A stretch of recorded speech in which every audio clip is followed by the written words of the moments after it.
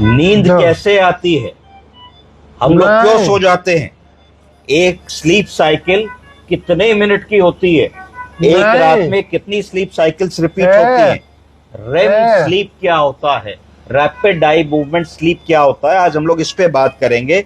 Sleep को understand करने की कोशिश करेंगे। स्लीप के 5 फेजेस होते हैं। पहला फेज, अभी हम लोग एवेक हैं तो एवेक फेज हो गया। दूसरा फेज N1, N2, N3। चौथा फेज रेम स्लीप, जिसमें हमको स्वप्न आता है, सपने आते हैं। तो अगर हम बात करें तो स्लीप साइकिल के 2 फेजेस होते हैं। पहला non REM sleep. Non REM sleep का मतलब non rapid eye movement sleep. इसके 3 फेजेस होते हैं, N1, N2, N3। और फिर रेम स्लीप होती है, रैपिड आई मूवमेंट स्लीप। हर स्लीप साइकिल जो होती है, पूरी स्लीप साइकिल जिसमें 5 चीजें होंगी, 90 मिनट से 120 मिनट की होती है। तो अगर हम में से कोई भी व्यक्ति रात में 7-8 घंटे सो रहा है तो 7-8 घंटे में 4 से 6 स्लीप साइकिल हम लोगों की होती हैं। और ये जो नॉन रेम स्लीप होती है, ये स्टेज 1 से स्टेज 3 में डिवाइड होती है, जिसमें कि स्टेज 1 जो होती है वो हल्की नींद होती है और स्टेज 3 जो होती है वो सबसे गहरी नींद होती है। अब अगर हम बात करें इन तीनों फेजेस को, तो पहला स्टेज 1 को N1 कह दिया।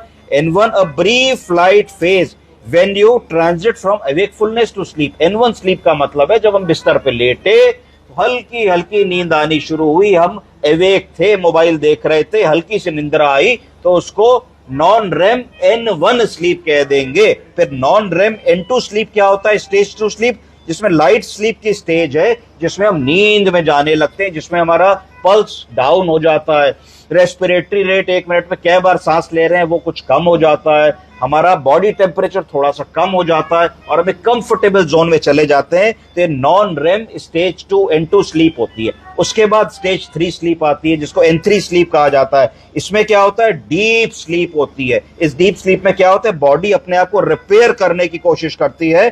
और इस स्लीप में से अगर आपको किसी को जगाना है तो मुश्किल होगी, आपको भैया उठो, राजा भैया उठो, उठ जाओ उठ जाओ, तो आदमी थोड़ी मुश्किल में उठेगा, वो बिल्कुल छू लेने से कह देने पे नहीं होगा, वो डीप स्लीप होती है। तो हम सब जब सोने जाते हैं तो इन्हीं स्लीप साइकिल्स के थ्रू गुजरते हैं। एक स्लीप साइकिल 90 मिनट से 120 मिनट की होती है और सारी रात में ऐसी 6 से 7 या 5 से 6 साइकिल्स के द्वारा हम लोग गुजरते हैं। इसके बाद रेम स्लीप आती है। रेम स्लीप क्या होता है, ये characterised with rapid eye movement. इसमें रैपिड आई मूवमेंट होता है, ब्रेन की एक्टिविटी बढ़ जाती है और विविड ड्रीमिंग होती है, जब हम एक स्वप्न में चले जाते हैं। तो अगर हम रियलाइज करें तो रात में कई बार ऐसा होता है, हमको बीच बीच में सपना आता है, कभी आंख खुलती है, कभी नहीं खुलती है, कभी सपना याद रहता है, कभी सपना याद नहीं रहता है। तो इस तरीके से रेम स्लीप होती है। अब स्लीप की इंपॉर्टेंस क्या है, स्लीप काहे लिए जरूरी है, तो ईच स्टेज ऑफ स्लीप जो है वो हमारे लिए जरूरी है, क्योंकि वो हमको फिजिकल और मेंटल रिस्टोरेशन देती है। जो सारा दिन हम थकते हैं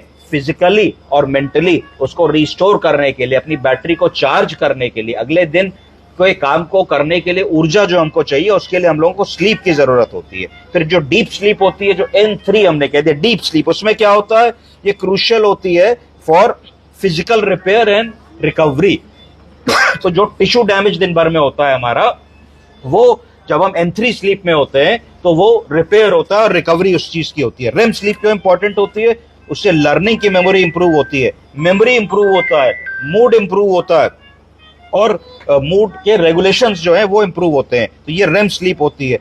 अगर स्लीप साइकिल डिस्टर्ब होगी तो क्या होगा, फटीक होगी, हम कंसंट्रेट नहीं कर पाएंगे, हमारा मन नहीं लगेगा काम में, थोड़ा सा कुछ करेंगे हमें लगेगा कि भाई सो जाना चाहिए, लेट जाना चाहिए, कामों में मन नहीं लगेगा, रिजल्ट नहीं दे पाएंगे।